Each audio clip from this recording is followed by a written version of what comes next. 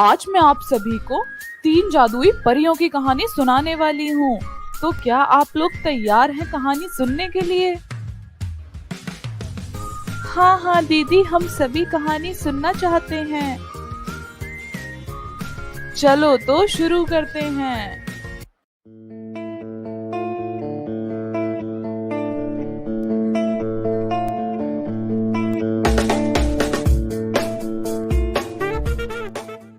दोस्तों, परीलोक की 3 परियां बहुत ही ज्यादा सुंदर थीं। तीनों परियों पर अलग अलग शक्तियां थीं और तीनों बहुत ही ज्यादा नटखट थीं। पहली परी थी सोन परी। वो किसी को भी अपने जादू से हंसा सकती थी। दूसरी परी थी विशाखा परी। वो किसी को भी अपने जादू से अपने वश में कर सकती थी। और तीसरी परी थी उर्मी परी, जो किसी को भी या फिर किसी भी वस्तु को उड़ा सकती थी। तीनों परियां रोज पृथ्वी पर जाती और बहुत मजे करती, इधर उधर शैतानियां करती। तभी सोन परी बोली, एक गीता नाम की लड़की आज अपनी एक पुरानी सहेली से मिलने जा रही है। क्यों ना आज हम उसको परेशान करें, मजा आएगा। तभी गीता अपनी एक सहेली से मिलती है और गीता की सहेली उसको बताती है, मेरी माँ बहुत बीमार है, वो हॉस्पिटल में एडमिट हैं। मैं तो बहुत दुखी हूँ यार, समझ नहीं आता क्या करूँ, किसके पास जाऊँ, किसको अपना दुख सुनाऊँ। गीता कुछ बोलती, पर उसके बोलने से पहले ही वहाँ सोन परी आ जाती है और वो गीता पर जादू कर देती है। तभी गीता जोर जोर से हंसने लगती है और बोलती है, चल बुड्ढी सी तेरी माँ, बुड्ढी है तेरी माँ, मुझे क्या फर्क पड़ता है इससे। तू भी रोतड़ू सी है, हर समय रोती ही रहती है। और ये सब देखकर उसकी सहेली बहुत गुस्से में आ जाती है और बोलती है, गीता, मुझे तुमसे ये उम्मीद नहीं थी। तुम मेरी माँ के बारे में ऐसा कैसे बोल सकती हो? मेरी माँ तुमको कितना प्यार करती थी और तुम आज उनके बारे में ये बोल रही हो। मैं जा रही हूँ यहाँ से और अब हम दोस्त नहीं हैं, हमारी दोस्ती खत्म। अब मैं तुमसे कभी बात नहीं करूँगी। और फिर ये देखकर तीनों परियां बहुत हंसती हैं और सोन परी बोलती है, देखा मेरा कमाल। तभी उर्मी परी बोलती है, प्रिया आज अपनी छोटी बहन के लिए बर्गर लेकर जा रही है, क्यों ना मैं भी कुछ मस्ती करूं उसके साथ। हाँ हाँ चलो चलते हैं।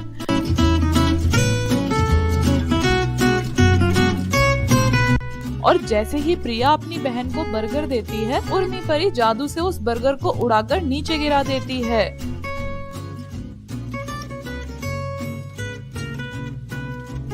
तूने ये बर्गर नीचे क्यों गिरा दिया? देना ही नहीं था तो मुझे देती ही नहीं। तू तो बहुत बुरी बहन है, मैं तुझसे कभी बात नहीं करूंगी। और तीनों परियां ये देखकर बहुत हंसती हैं। तभी सोन परी बोलती है, बहुत मजे कर लिए हमने, चलो अब वापस चलते हैं परीलोक। रात होने वाली है, चुड़ैलें निकलने वाली होंगी अपनी गुफा से। रात में उनकी शक्तियां बहुत तेज हो जाती हैं। और ऐसे ही दिन निकलते हैं और एक दिन प्रिया और गीता मिलते हैं। वो बात कर रहे होते हैं। वो दोनों बहुत ही अच्छे दोस्त होते हैं। तभी गीता बोली, यार मेरे साथ कुछ अजीब हो रहा है कुछ दिनों से। मुझे कोई जबरदस्ती हंसा रहा है, समझ नहीं आ रहा मैं क्या करूं। मेरी दोस्त भी मुझसे गुस्सा हो गई इसी वजह से। तभी प्रिया बोली, मेरे साथ भी ऐसा ही कुछ अजीब हो रहा है। मेरे हाथ से बर्गर अपने आप उड़ के नीचे गिर गया और मेरी बहन भी मुझसे गुस्सा हो गई। मेरी दादी मुझे बता रही थी, परीलोक से 3 परियां आती हैं रोज धरती पर और वो ही ये सब कर रही हैं हमारे साथ। हमको उन परियों को सबक सिखाना पड़ेगा, ऐसे तो वो हमारा जीना मुश्किल कर देंगी। हाँ हाँ सही बोल रही हो। तो परियों को सिर्फ एक ही इंसान पकड़ सकता है और वो है चुड़ैल। चुड़ैल ही परियों की सबसे बड़ी कमजोरी है। चलो चलो चुड़ैल के पास चलते हैं, वो ही हमारी मदद कर सकती हैं। चुड़ैल की परियों से बहुत पुरानी दुश्मनी है और वो दोनों चली जाती हैं चुड़ैल के खंडर में। हमें आपकी मदद चाहिए। बताओ क्या चाहिए तुम्हें, मैं तुम्हारी मदद जरूर करूंगी। 3 परियां आसमान से आती हैं और वो हमें रोज परेशान करती हैं।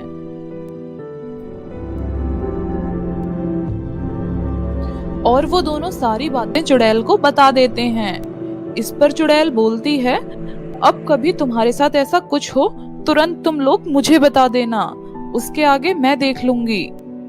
और फिर वो दोनों वहां से चली जाती हैं। और एक दिन तीनों परियां फिर से धरती पर आती हैं और गीता अपनी उसी दोस्त की माँ से मिलने उसके घर जाती है ताकि वो अपनी दोस्त को मना सके। वो बोलती है, बहन मुझे माफ कर दो, मुझ पर किसी ने जादू कर दिया था, मेरी कोई गलती नहीं है। इतने में विशाखा परी आ जाती है और उस पर अपना जादू कर देती है और जादू करके वो उसको अपने वश में कर लेती है। और जादू होते ही गीता फिर से उल्टा बोलने लगती है, हट बुढ़ी कहीं की, तू बीमार ही पड़ी रह, मुझे कोई फर्क नहीं पड़ता, तुम तो बहुत गंदी हो।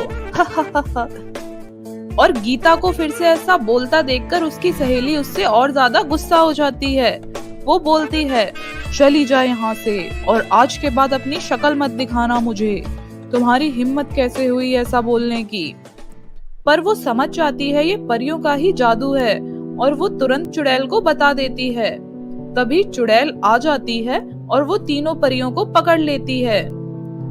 आज तो बहुत मजा आएगा, बहुत सालों बाद आज मुझे परियों का मांस खाने को मिलेगा।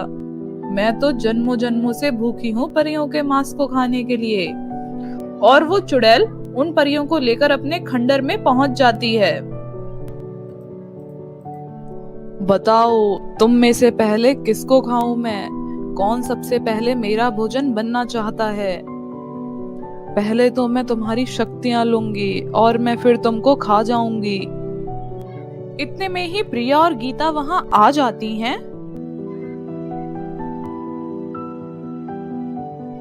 तुम तीनों ने हमको बहुत परेशान किया है, तुम्हारी वजह से मेरी सहेली मुझसे गुस्सा हो गई। हाँ, मेरी बहन भी मुझसे बात नहीं कर रही। अब हमारी बारी है, हम तुमसे बदला लेंगे।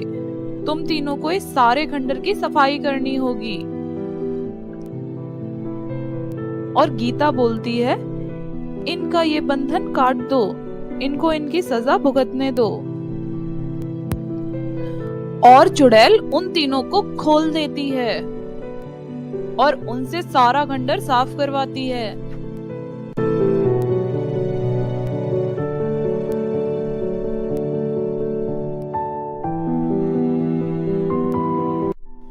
प्लीज गीता और प्रिया हमें माफ कर दो, अब हम तुम्हें कभी परेशान नहीं करेंगे और हम तुम्हारे दोस्तों को भी सब सच बता देंगे कि ये तुमने नहीं करा, ये हमारी गलती है, हमने तुमसे करवाया। प्रिया, मुझे लगता है हमें इन्हें माफ कर देना चाहिए, इन्हें अपनी गलती का एहसास हो गया है। और फिर चुड़ैल परियों को छोड़ देती है और वो पांचों पक्की सहेलियां बन जाती हैं और उसके बाद परियां परीलोक को चली जाती हैं। तो बच्चों, ये थी हमारी आज की कहानी 3 जादुई परियों की। इस कहानी से हमें ये सीख मिलती है कि हमें कभी किसी को बेवजह परेशान नहीं करना चाहिए, नहीं तो अंत में नुकसान हमारा ही होगा।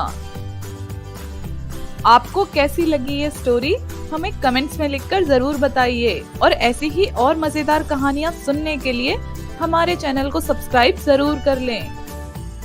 बाय बाय फ्रेंड्स, मिलते हैं अगली वीडियो में।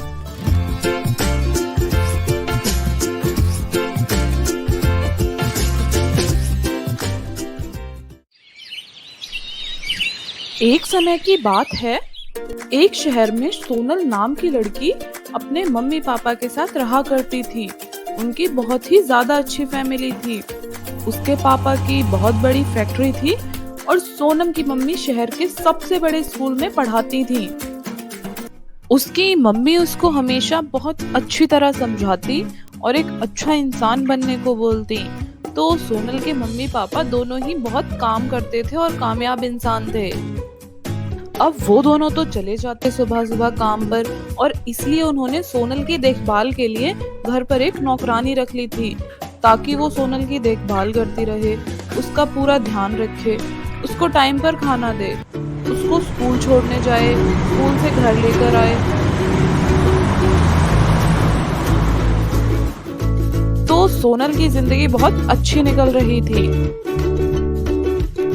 वहीं दूसरी तरफ उसकी एक सहेली थी अन्नू, वो उसके पड़ोस में ही अपने माता पिता के साथ रहा करती थी। वो दोनों एक ही स्कूल में पढ़ा करते थे।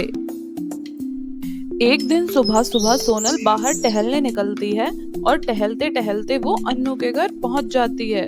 तभी वो देखती है कि अन्नू अपने घर के बाहर बर्तन धो रही है।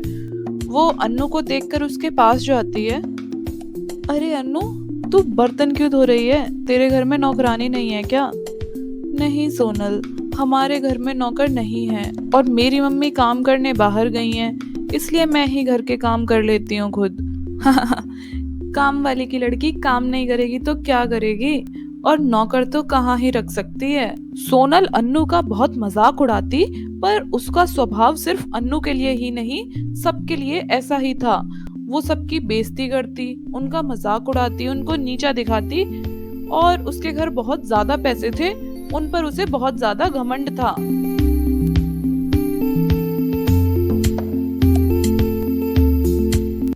वहीं उसकी दोस्त अन्नू को उसकी इन हरकतों से कोई मतलब नहीं था। वो सोनल को अब भी अपना अच्छा दोस्त मानती थी, इसलिए वो सोनल की बातों का बिल्कुल बुरा नहीं मानती थी। ऐसे ही दिन निकलने लगे और अन्नू एक दिन काम से बाहर जा रही थी। वहीं सामने से सोनल की गाड़ी अन्नू के आगे आकर रुकती है। सोनल उसमें से उतरती है। हाय सोनल, कैसी हो? बहुत दिन बाद दिखी। मैं अच्छी हूँ। अरे वाह, तुम्हारी गाड़ी कितनी सुंदर है। क्या ये अभी लिया तुमने? हाँ, ये मेरी नई गाड़ी है, पूरे 5 लाख की, अभी अभी पापा ने दिलाई है। वैसे तुम्हारे यहाँ तो कोई गाड़ी नहीं है ना? नहीं सोनल। हाँ, होगी भी कैसे, अब सबके पास मेरे जितना पैसा थोड़ी होता है। अन्नू सोनल की ऐसी कठोर बातें सुनकर बहुत दुखी हो जाती है। अच्छा अन्नू, अब मैं चलती हूँ, मुझे देर हो रही है। Bye bye. बाय बाय, ध्यान से जाना। और फिर अन्नू बहुत दुखी होकर वहां से अपने घर चली जाती है। वो अपने घर पहुंच जाती है और तभी उसकी माँ वहां आ जाती है। वो अन्नू से पूछती है, क्या हुआ बेटा, क्यों दुखी हो? किसी ने तुम्हें कुछ बोला क्या? नहीं माँ, किसी ने कुछ नहीं बोला। चल अब उदास ना हो, मैं तेरे लिए तेरे फेवरेट चावल बना कर लाती हूँ। अपना मूड ठीक कर फटाफट, तेरे पापा भी आने वाले हैं काम से। ठीक है माँ। और उसके बाद उसकी माँ वहां से चली जाती है खाना बनाने के लिए। अन्नू के माता पिता ज्यादा अमीर तो नहीं थे, पर वो अपनी बेटी को बहुत खुश रखते थे, उसकी सारी इच्छाएं पूरी करने की कोशिश करते थे। वैसे अन्नू ज्यादा डिमांड्स भी नहीं रखती थी, वो अपने मम्मी पापा को समझती थी। वो किसी भी चीज की ज्यादा जिद नहीं करती थी, उसके पास जो होता था वो उसमें ही खुश रहती थी। ले बेटा देख, मैं तेरे लिए क्या लेकर आई हूँ, फटाफट खा ले। पर अन्नू फिर से सोच में पड़ जाती है। तब उसकी माँ बोली, बेटा क्या हुआ, खाना अच्छा नहीं लगा क्या? नहीं नहीं माँ, खाना तो बहुत अच्छा है। फिर क्या बात है बेटा? माँ, मेरी सहेली सोनल को भी बहुत पसंद है चावल, क्या आप उसके लिए भी ले जाओगे और उसको दे आओगे? हाँ हाँ बेटा, बिल्कुल दे आऊंगी। और उसकी माँ सोनल के घर पहुंच जाती है। सोनल अपने फोन में लगी होती है और उसके घर कोई भी नहीं होता। उसको अकेला देखकर अन्नू की मम्मी उससे पूछती है, बेटा तुम घर में अकेली कैसे हो? तुम्हारी नौकरानी कहाँ गई? और तुम्हारे मम्मी पापा, वो कहाँ हैं? मम्मी किटी पार्टी में गई हैं और पापा कंपनी के काम से बाहर गए हैं, तो उनको आने में देर लगेगी। क्यों, आपका कुछ काम था क्या? अरे नहीं नहीं बेटा, मैं तो तुम्हारे लिए चावल लेकर आई हूँ। अन्नू ने बताया तुमको भी बहुत पसंद है तो मैं तुम्हारे लिए भी ले आई। अरे नहीं आंटी, मैं नहीं खाती चावल। मेरी मम्मी घर लौटते टाइम 5 स्टार होटल से खाना लेकर आएंगी, तो आप इनको वापस ले जाओ। ठीक है बेटा। और फिर अन्नू की मम्मी वहां से चली जाती हैं और अन्नू मन ही मन सोचती है, हाँ, मैं और इनके घर के चावल खाऊंगी? कभी भी नहीं। ऐसे ही कुछ दिन और निकल जाते हैं। एक दिन उसकी काम वाली हॉल में सफाई कर रही होती है, तभी सोनल बोली, आंटी आप इतने गंदे कपड़े क्यों पहनते हो और फटे हुए, दाग लगे हुए? आपके पास तो पैसे भी नहीं है, आप तो बहुत गरीब हो। ये सुनकर उसकी काम वाली बहुत दुखी हो जाती है। तब भी सोनल चुप नहीं होती। वो फिर से बोलती है, आप खाना कैसे खाते हो? आप हमारे जैसा तो अफोर्ड कर ही नहीं सकते। सोनल की ऐसी बातें सुनने के बाद भी वो दुखी मन से अपना काम करती रहती है। अगले दिन उसके पापा काम से घर वापस आ जाते हैं और वो बहुत ही ज्यादा दुखी होते हैं। क्या हुआ पापा, आप इतने दुखी क्यों हो? बेटा, मुझे कंपनी में बहुत ज़्यादा घाटा हो गया। मैंने रात दिन मेहनत कर कर एक प्रोजेक्ट पर काम करा, पर सब बर्बाद हो गया। आज पता नहीं क्या होगा। पापा शांत हो जाइए, कुछ भी नहीं होगा। आप ज्यादा परेशान मत हो, सब ठीक हो जाएगा। अब पता नहीं क्या होगा, कुछ भी समझ नहीं आ रहा। क्या करूं अब मैं? मेरी कंपनी तो डूब गई और कर्जा उतारने के लिए शायद अब मुझे ये घर भी बेचना पड़ेगा। बेटा, हम पर अब कुछ नहीं बचा। हम नहीं अफोर्ड कर सकते इतना ज़्यादा खर्चे। तुमको अब अपने खर्चे कम करने होंगे। ये सुनकर सोनल बहुत ज्यादा दुखी हो जाती है। उसके पापा बहुत कोशिश करते हैं तो उनको बैंक से लोन मिल जाता है। दिन निकलते हैं पर वो बैंक का लोन नहीं चुका पाते। तब बैंक से लोग घर आ जाते हैं और कहते हैं, आपका समय पूरा हो चुका है। आपने बैंक की किस्त अभी तक नहीं चुकाई। बैंक को अब आपका घर नीलाम करना पड़ेगा और अपना पैसा इसकी नीलामी से वसूलना पड़ेगा। देखिए सर, मेरे पास अभी बिल्कुल पैसा नहीं है। मेरी कंपनी भी बिक गई। आप कृपा करके मुझको थोड़ा समय दें। मैं आपके पैसे ज़रूर उतार दूंगा। ठीक है, मैं तुमको 1 हफ्ते का समय देता हूँ। अगर तब तक पैसे नहीं चुकाए तो बैंक आपका घर नीलाम कर देगा। और फिर वो दोनों वहां से चले जाते हैं। सोनल के पापा बहुत ही ज्यादा दुखी हो जाते हैं। वहीं दूसरी तरफ अन्नू को भी सोनल के घर की बात पता चलती है। उसको अपनी दोस्त के लिए बहुत दुख होता है। फिर वो अपने पापा के पास जाती है और उनको सोनल के घर की बात बता देती है। ये सुनकर अन्नू के पापा बोलते हैं, जैसी करनी वैसी भरनी। तो अन्नू बोली, पापा आप ये क्यों बोल रहे हैं? आप ही तो सिखाते हैं हमें जरूरतमंदों की मदद करनी चाहिए हमेशा। अब आप ये कैसे बोल सकते हैं? हम तो अनजान की भी मदद कर देते हैं और सोनल तो फिर भी मेरी सहेली है। बेटा, हम पर तो पहले ही पैसे नहीं हैं। हम कैसे कर सकते हैं मदद उनकी? पर पापा, उनको अभी हमारी जरूरत है। हमें उनकी मदद करनी चाहिए। ठीक है बेटा, मैं देखता हूँ क्या कर सकता हूँ इसमें। मैं अपने बॉस से बात करूँगा, क्या पता वो मदद कर दें हमारी।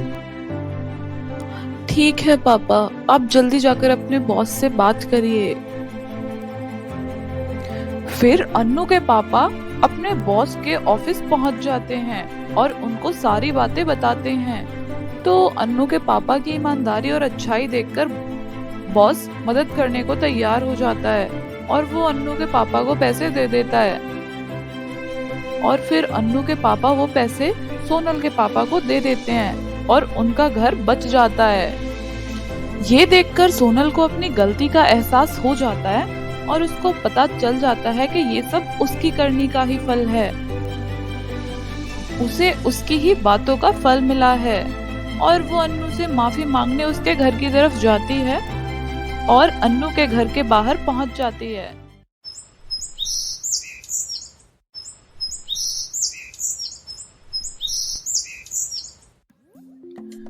कुमकुमपुर नाम के गांव में दो पक्के मित्र रहा करते थे, गीता और सुमित। सुमित बहुत ही आलसी था। उसको कोई भी काम करना पसंद नहीं था, ना वो कुछ करता था, बस अपने घर में पूरा दिन सोता रहता था। उसकी माँ उसको हमेशा डांटती, उसको समझाती, उसको काम करने को बोलती, पर वो उनकी एक ना सुनता। उठ जा नालायक, कुछ काम नहीं करता, बस खाता है और सोता है। अब इस आलस को खत्म कर और बाहर जाके कुछ काम ढूंढ। अरे माँ, क्यों चिल्ला रही हो? अभी तो मेरी खाने खेलने की उम्र है, कर लूँगा ना काम। अब मुझे ना जगाओ, सोने दो ना माँ प्लीज़। और कितना सोएगा? सोते सोते तो दोपहर कर दी तूने। माँ, आप ना तो खाना देते ना चैन से सोने देते। मैं जा रहा हूँ बाहर चैन की सांस लेने। और इसके बाद वो उठकर बाहर चला जाता है। उसकी माँ उसकी इस हरकत को देखकर बहुत हैरान हो जाती है। ये लड़का कभी नहीं सुधरेगा।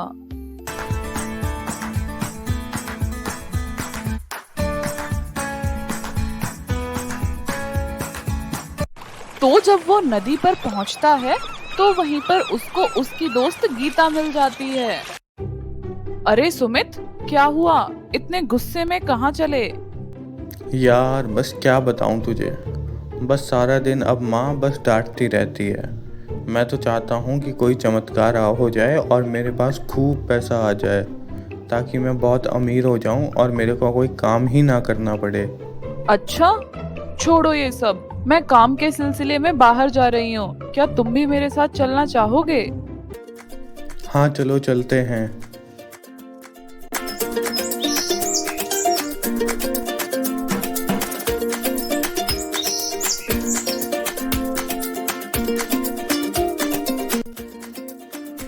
रास्ते में चलते चलते वो थक जाते हैं और तभी सुमित बोलता है, हम काफ़ी देर से चल रहे हैं, मैं अब बहुत थक गया हूँ।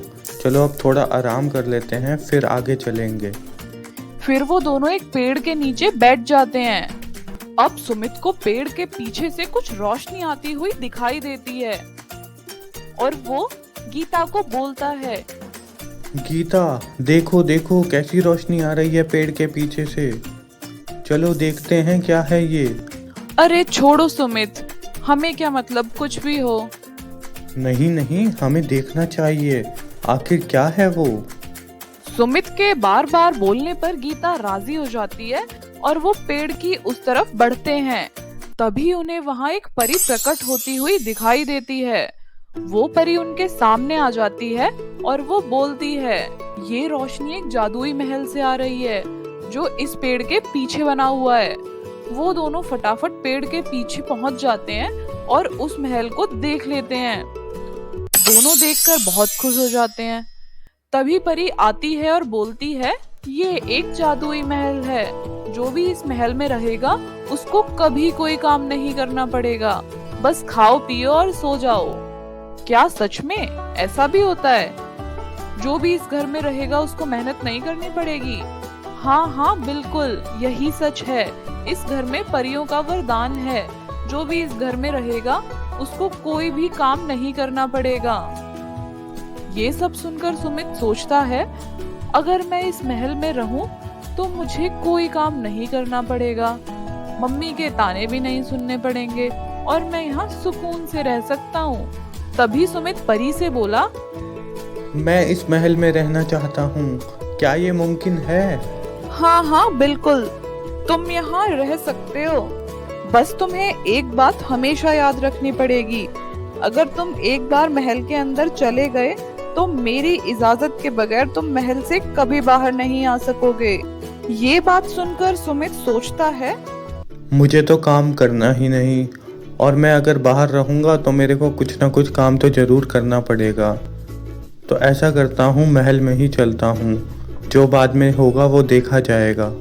मुझे इस महल में खाना, सोना और आराम मिलेगा, मुझे इससे ज़्यादा कुछ चाहिए ही नहीं। अरे सुमित, चलो यहाँ से, ये तुम किस सोच में पड़ गए? तुम यहाँ से जाओ, मैं अब इस जादुई महल में ही रहूँगा। इतना कहते ही सुमित उस महल की तरफ जाने लगा और उसने अपनी दोस्त की एक बात भी नहीं सुनी। सुमित की इस हरकत को देखकर गीता बहुत उदास हो जाती है और अपनी मंजिल की तरफ चली जाती है और सुमित उस जादुई महल में चला जाता है। सुमित जैसे ही अंदर जाता है महल का दरवाजा बंद हो जाता है। मैं अब थक गया हूँ, मुझे कुछ खाने के लिए मंगवाना चाहिए। कुछ मज़ेदार और स्वादिष्ट खाना पेश किया जाए मेरे लिए। तभी बहुत सारा स्वादिष्ट खाना उसके सामने आ जाता है। वो उस खाने को देखकर बहुत खुश हो जाता है अरे वाह, अब आएगा ना मज़ा खाने में। और फटाफट सब खा जाता है और वो सोचता है चलो अब मैं सो लेता हूँ, बहुत तेज नींद आ रही है। और फिर वो सो जाता है कमरे में थोड़ी देर के लिए। उसके बाद उसकी आंख खुलती है और वो फिर से खाने के लिए मांगने लगता है मेरे सामने खाना पेश किया जाए। और फिर से उसके सामने बहुत सारा खाना आ गया। कुछ दिन ऐसे ही चलता रहा। वो खाने को मांगता रहा और खाना उसके सामने आ जाता था। ऐसे ही दिन बीतने लगे और वो परेशान होने लगा क्योंकि उसके पास खाने और सोने के अलावा कुछ काम ही नहीं था। उसको कुछ समझ ही नहीं आ रहा था कि वो क्या करे। उसकी तो आज तक एक ही इच्छा थी, वो मस्त खाना खाए, आराम करे और सोए। और उस महल में रहते रहते एक ही जगह वो बहुत ज्यादा दुखी हो गया और वो चिल्लाने लगता है परी, मुझे यहाँ से बाहर जाना है, मुझे बाहर निकालो यहाँ से। मैं अब और यहाँ नहीं रह सकता। मैं अपने घर जाना चाहता हूँ, मुझे अब नहीं रहना यहाँ। मुझे अपनी माँ और मुझे अपने दोस्तों से मिलना है। और यही चिल्लाते चिल्लाते उसको आवाज आती है अरे नालायक लड़के, उठ जा, अपने लिए कोई काम ढूंढ ले, कब तक सोता रहेगा। और वो फटाफट उठता है और देखता है वो तो एक सपना देख रहा था और अपनी माँ से बोला माँ, मैं अभी जाता हूँ काम की तलाश में। मैं आपको कभी निराश और नाराज नहीं करूँगा। मैं आपको एक अच्छा बेटा बनकर दिखाऊंगा। और ये देखकर उसकी माँ बहुत खुश हो जाती है। तो दोस्तों, इससे यही सीख मिलती है कि बिना मेहनत करे कुछ भी नहीं मिलेगा। एक दिन आप परेशान हो ही जाओगे आराम करते करते। तो आज से ही मेहनत शुरू कर दो और बहुत कामयाब बनो। तो दोस्तों, कैसी लगी आपको हमारी ये स्टोरी, हमें कमेंट्स में जरूर बताइए। और ऐसी ही और मजेदार कहानियाँ सुनने के लिए हमारे चैनल को सब्सक्राइब जरूर कर लें। बाय बाय फ्रेंड्स, मिलते हैं अगली वीडियो में।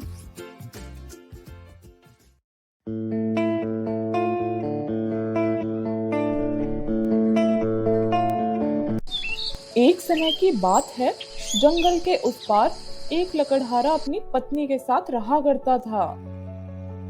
वो रोज सुबह जल्दी उठता और उठकर निकल जाता जंगल की तरफ लकड़ियां काटने।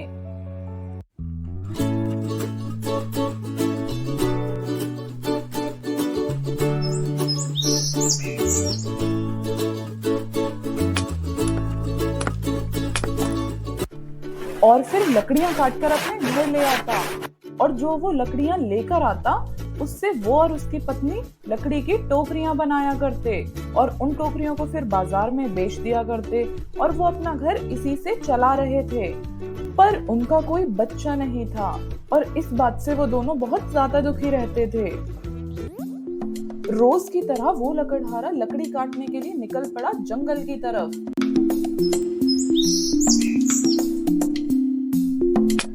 वो लकड़ियां काट ही रहा था, तभी उसे पेड़ के पीछे से बहुत तेज रोशनी आती हुई दिखाई दी। उस रोशनी को देखकर वो चौंक गया और वो उसी ओर आगे बढ़ने लगा। उसने देखा वहां एक बहुत ही सुंदर छोटी सी बच्ची बैठी हुई है जो रोशनी से भी तेज चमक रही है। उस बच्ची के आसपास कोई नहीं था, वो बिल्कुल अकेली थी और ये देखकर वो समझ जाता है कि इस बच्ची का भी कोई नहीं है और वो उसको अपने घर ले जाने का फैसला करता है और वो ले चलता है उस सुंदर सी बच्ची को अपने घर।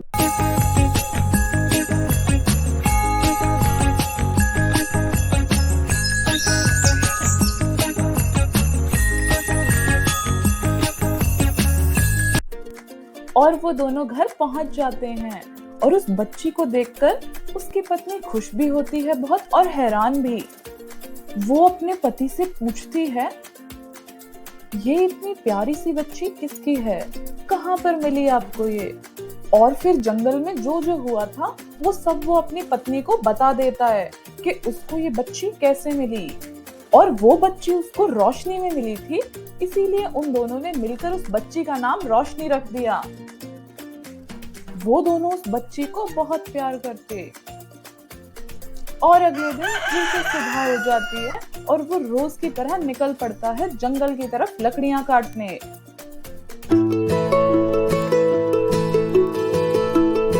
वो तो हमेशा की तरह लकड़ियां ही काट रहा होता है, तभी उसकी नजर पड़ती है वहीं पास में पड़े हुए सोने के सिक्कों पर। उन सिक्कों को देखकर पहले तो वो चौंक जाता है, फिर वो उसी तरफ बढ़ता है और उन सिक्कों को अपने थैले में डाल लेता है और उनको लेकर निकल पड़ता है अपने घर की तरफ। और फिर वो अपनी पत्नी को बताता है। अरे सुनती हो, देखो मेरे को आज जंगल में क्या मिला। और तभी उसकी पत्नी बोलती है, हमारे घर में तो लक्ष्मी आई है, इसके आते ही हमारे दिन बदलने लगे हैं। और फिर ऐसा ही चलता रहता है। वो रोज जंगल जाता और वहां से सोने के सिक्के लेकर आता और देखते ही देखते वो लोग बहुत अमीर हो गए और उन्होंने एक बड़ा नया घर भी ले लिया। और वहीं दूसरी तरफ उसकी बेटी भी बड़ी हो गई। वो बहुत ही ज्यादा सुंदर थी। उसके जितनी सुंदर लड़की आसपास के गांव में कोई नहीं थी और उसकी सुंदरता के चर्चे लोगों के बीच में भी होने लगे थे। एक रात वो सो रही थी और उसी रात उसके पिता ने उसकी माँ को बोला, सुनो, रोशनी अब बड़ी हो गई है, उसकी सुंदरता के चर्चे आसपास के गांव में होने लगे हैं। अब वो समय आ गया है जब हमें उसकी शादी कर देनी चाहिए और उसे अलविदा कह देना चाहिए। हाँ, आप सही कह रहे हो, हमें उससे जल्द ही बात करनी होगी इस बारे में। अगले दिन जैसे ही वो उठती है, उसे अपने पिता की आवाज सुनाई देती है और वो अपने पिता के पास चली जाती है। बेटा रोशनी, हमें तुमसे बहुत ही जरूरी बात करनी है। हाँ, कहिए पिताजी, क्या बात है? आप क्यों इतने परेशान हैं? हम तुम्हारी शादी करने की सोच रहे हैं। अब तुम बड़ी हो गई हो। ओह पिताजी, मुझे अभी शादी नहीं करनी। मैं आपके बिना नहीं रह सकती। आप मुझे खुद से दूर क्यों भेजना चाहते हैं? नहीं नहीं बेटा, मैं तुमको दूर नहीं भेज रहा। मैं भी तुम्हारे बिना नहीं रह सकता हूँ। सुनो बेटा, मैं तुमको फोर्स नहीं कर रहा शादी के लिए, पर कुछ लड़कों से मिलो, शादी के बारे में सोचो। उसके बाद रोशनी ने कुछ नहीं कहा, पर वो अपने पिता की बातों को सुनकर बहुत दुखी हो जाती है। पर अगले ही दिन वो देखते हैं कि उनके घर पर उनके राज्य के राजकुमार आए हैं। राजकुमार को अपने घर पर देखकर वो दोनों बहुत ही ज्यादा खुश हो जाते हैं। आइए आइए, आपका स्वागत है हमारे यहाँ। हम यहाँ पर आपकी बेटी का हाथ मांगने आए हैं। मैं आपको वचन देता हूँ, मैं उसकी सारी इच्छाएं पूरी करूँगा और उसको हमेशा खुश रखूँगा। आपको कोई शिकायत का मौका नहीं मिलेगा। हमें बहुत खुशी होगी अगर हमारी बेटी की शादी आपसे होती है। रोशनी, इधर आओ, देखो तुमसे मिलने कौन आया है। और फिर रोशनी वहां आ जाती है। रोशनी की सुंदरता को राजकुमार देखता ही रह जाता है और वो मन ही मन रोशनी को पसंद भी करने लगता है। मुझे पता है आप मेरी सारी इच्छाएं पूरी कर सकते हो, पर क्या आप मेरी सिर्फ एक बात मान सकते हो? मैं शादी नहीं करना चाहती। आपकी इस इच्छा का सम्मान किया जाएगा, पर क्या आप भी मेरी एक बात मानोगी? क्या मैं आपका दोस्त बन सकता हूँ? और उसके बाद वो दोनों बहुत अच्छे दोस्त बन जाते हैं। एक दिन रोशनी अपनी खिड़की के बाहर बैठकर चांद को देखकर दुखी हो रही होती है, तभी उसके पिता वहाँ पर आ जाते हैं और वो उससे पूछते हैं, क्या हुआ है बेटा तुमको? क्यों दुखी हो तुम इतना? तब रोशनी अपने पिता को बताती है, पिताजी, मुझे रोज रात को सपने आते हैं।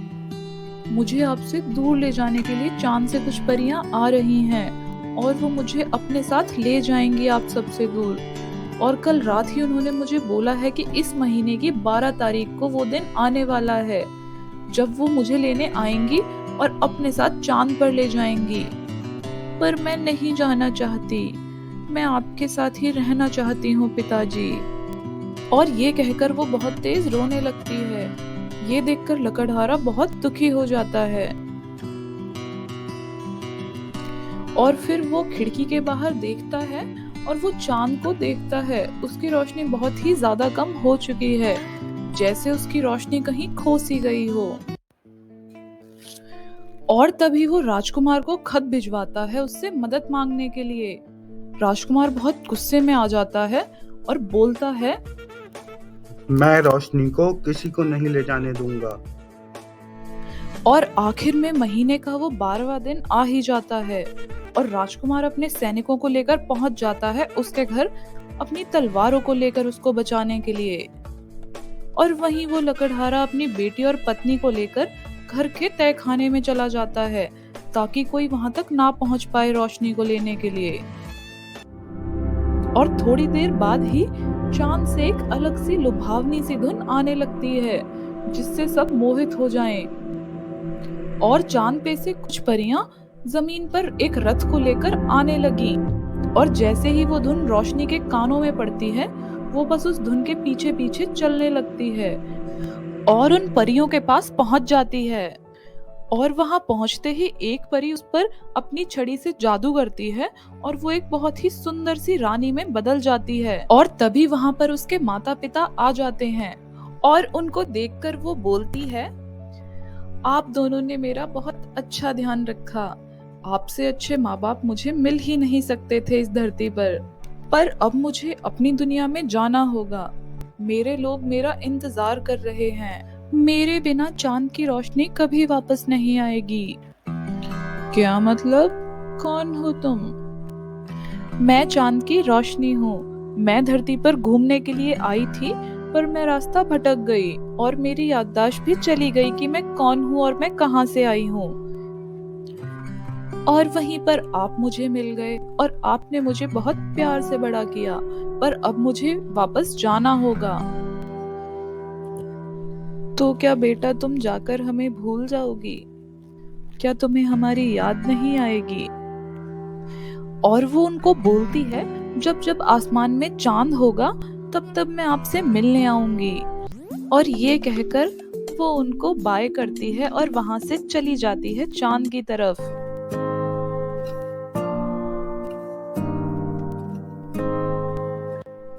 और उसके बाद वो लकड़हारा अपना बड़ा घर भी बेच देता है और वापस से चला जाता है अपने उसी पुराने घर में। और वो दोनों अपने जीवन का आखिरी समय अपने उसी पुराने घर में व्यतीत करते हैं।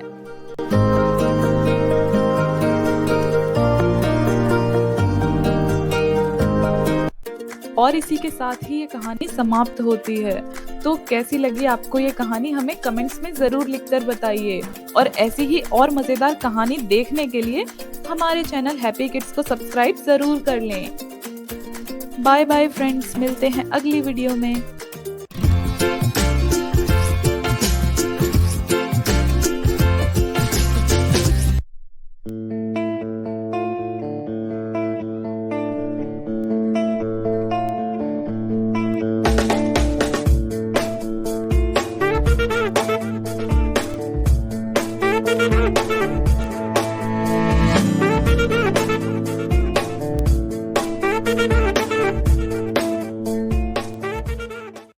एक समय की बात है, एक बहुत ही सुंदर राज्य होता था कुमकुमपुर।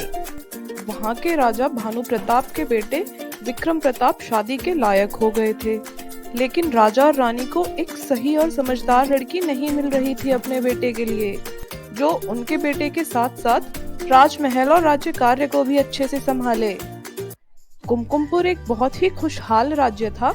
सब वहाँ बहुत खुशी से रहते थे और ये सब वहाँ के राजा रानी के अच्छे होने की वजह से ही था। राजा रानी प्रजा का पूरा ध्यान रखते थे। वो हमेशा ऐसे काम करते अपने राज्य में जिससे सभी को खुशी मिले, कोई दुखी ना रहे। इसीलिए ये राज्य दूर दूर तक बहुत ही ज्यादा प्रसिद्ध था। एक दिन राजा रानी बात कर रहे होते हैं अपने गार्डन में। तभी रानी राजा से बोलती है, महाराज, हमारी पूरी जिंदगी निकल गई इस राज्य की सेवा करते करते, अपनी प्रजा का ध्यान रखते रखते। मैं चाहती हूँ हमारी जो बहू आए वो भी हमारे राज्य का ऐसे ही ध्यान रखे, ऐसे ही पूरे राज्य को अपना घर समझकर इसकी रक्षा करे, चाहे हम रहें या ना रहें कल। मैं भी यही चाहता हूँ महारानी, पर लेकिन इतनी समझदार और अच्छी कन्या कहाँ मिलेगी आजकल के समय में। कार्य तो बहुत मुश्किल है, पर हमको ढूंढनी पड़ेगी एक ऐसी राजकुमारी। सुनो, आज मैं अपने एक मित्र के यहाँ जा रहा हूँ उसकी बेटी को देखने। देखते हैं उसकी बेटी हमारे राज्य के लिए ठीक रहेगी या नहीं। ठीक है महाराज, ध्यान से जाइएगा, अपना ध्यान रखना। और फिर राजा निकल जाते हैं अपने मित्र के यहाँ उसकी बेटी को देखने।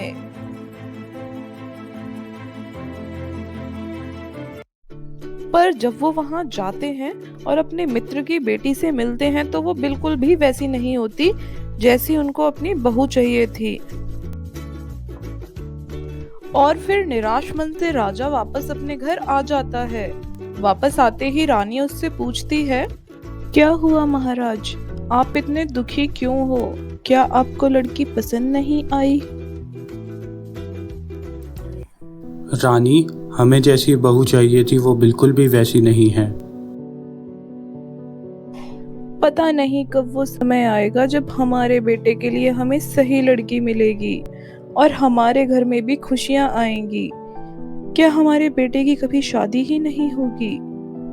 नहीं नहीं, मैं ऐसा बिल्कुल नहीं होने दूंगी। महाराज, अब समय आ गया है, हमें अपनी गुरुमाँ के पास जाना ही होगा। जब जब हम पर संकट की घड़ी आई है, उन्होंने हमेशा हमें बचाया है उस संकट से और सही रास्ता दिखाया है। चलिए हम उनके पास ही चलते हैं अब। मुझे पूरा यकीन है राजकुमारी को ढूंढने में वो हमारी मदद जरूर करेंगी। और फिर वो दोनों अपनी गुरुमाँ के घर पहुंच जाते हैं। वहां जाकर पहले तो वो दोनों गुरुमाँ को प्रणाम करते हैं और उनको अपनी सारी परेशानी बताते हैं। सब कुछ सुनने के बाद गुरुमाँ कहती हैं, तुम्हारे बेटे और तुम्हारे राज्य के लिए सही लड़की बहुत ही जल्दी तुम्हें मिलने वाली है। लेकिन कब गुरुमाँ, हम तो ढूंढते ढूंढते थक चुके हैं, हमें कोई लड़की ही नहीं मिल रही और हमको कैसे पता चलेगा कि ये वही लड़की है जिसकी हमें तलाश है। अब आप ही हमें कोई रास्ता दिखाइए गुरुमाँ। तो सुनो रानी, मैं महाराज को बीमार बना देती हूँ अपने जादू से और मैं आपको जादुई सैंडल देती हूँ। आप उस जादुई सैंडल को लेकर नदी के किनारे बैठ जाना और जो भी लड़की आके आपकी मदद करे उसको ये सैंडल दे देना। वही लड़की तुम्हारे राज्य का उद्धार करेगी और तुम्हारे घर की बहू बनकर आएगी। और फिर गुरुमाँ राजा को अपने जादू से बीमार बना देती है और फिर रानी महल की तरफ चली जाती है और राजा नदी के पास एक पेड़ के नीचे ही बैठ जाता है पास में। और उसके सैनिक भी उसके पास ही खड़े होते हैं थोड़ी दूरी पर, जो राजा पर लगातार नजर बनाए हुए थे। वहीं दूसरी तरफ पास के गांव में कोयल नाम की एक बहुत ही सुंदर और समझदार लड़की रहती थी। उसकी माँ बचपन में ही मर गई थी तो वो अपनी सौतेली माँ के साथ रहती थी। उसकी एक बहन भी थी जो कि उसकी सगी बहन नहीं थी। वो दोनों माँ बेटी मिलकर कोयल पर बहुत अत्याचार करते, उसको बहुत सताते, उससे घर का सारा काम करवाते और उसको ठीक से खाना भी नहीं दिया करते थे। तो उसी दिन कोयल की माँ उसको बुलाती है और कहती है, सुन इधर आ, कहाँ मर गई? हाँ माँ, आपने बुलाया मुझे? ऐसे घर में पड़े पड़े रोटियां तोड़ने से काम नहीं चलेगा। अब तुमको जंगल में जाकर लकड़ियां काटनी है और नदी किनारे कपड़े धोकर लाने हैं हमारे। कुछ भी काम नहीं करती तू, काम चोर कहीं की। बहुत आराम कर लिया तूने, अब हम तुझे बिठाकर नहीं खिलाएंगे, काम तो तुझे करना ही पड़ेगा। लेकिन माँ, मैं कैसे करूँगी इतना सब? मुझे जंगल में जाने से डर लगता है और वो बहुत दूर भी है यहाँ से। वो सब मैं कुछ नहीं जानती, काम तो तुझे करना ही पड़ेगा, मैं तुझे बिठाकर नहीं खिला सकती। अगर तुझे इस घर में रहना है तो तुझे काम करना ही पड़ेगा, अगर नहीं कर सकती तो निकल जा मेरे घर से, यहाँ काम चोरों की कोई जगह नहीं है। और फिर वो सारे कपड़े उसको भर के दे देती है और कोयल निकल पड़ती है जंगल की तरफ।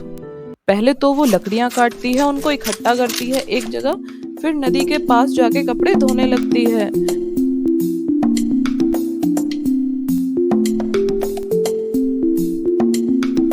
तभी वो देखती है कि पेड़ के पास एक बूढ़ा व्यक्ति बीमार पड़ा है और वो पानी मांग रहा है। और वो वहां जाती है और बोलती है, आप यहाँ पर घायल कैसे पड़े हैं? आपका घर कहाँ पर है? क्या मैं आपकी कुछ मदद कर सकती हूँ? और फिर वो उसकी खूब सेवा करती है, उसको ताजे ताजे फल खिलाती है, पानी देती है, उसकी मदद करती है। ये सब देखकर बूढ़े व्यक्ति के भेष में वो राजा बहुत ही ज्यादा प्रसन्न हो जाता है उसकी सेवा से, और वो उसको एक जादुई सैंडल देता है और बोलता है, हम जल्द ही मिलने आएंगे और जब हम तुमसे मिलें तुम हमको ये सैंडल दिखा देना, मैं तुमको पहचान जाऊंगा। और उसके बाद वो अपने कपड़ों का टोकरा उठाती है और लकड़ियां भी ले लेती है और पहुंच जाती है अपने घर। और दूसरी तरफ राजा भी ये खुशखबरी रानी को देता है कि हमें जैसी लड़की चाहिए थी वो मिल गई है, मैं उससे ही मिलके आ रहा हूँ। उसमें बिल्कुल तुम्हारे ही जैसे दया भाव हैं, शांत मन है और वो बिल्कुल तुम्हारे जैसी ही है। वही बनेगी हमारे राजघराने की बहू, उससे अच्छी लड़की हमारे राज्य के लिए कोई हो ही नहीं सकती। वहीं कोयल की माँ उसके हाथ में उस जादुई सैंडल को देख लेती है और उससे बोलती है, ये किसका चुरा लाई? पूरी नाक कटा देगी तू तो हमारी, जीने भी नहीं देगी हमको तू समाज में। तभी वो सारी बात अपनी माँ को बता देती है और उसकी बात को सुनकर उसकी माँ के मन में लालच आ जाता है।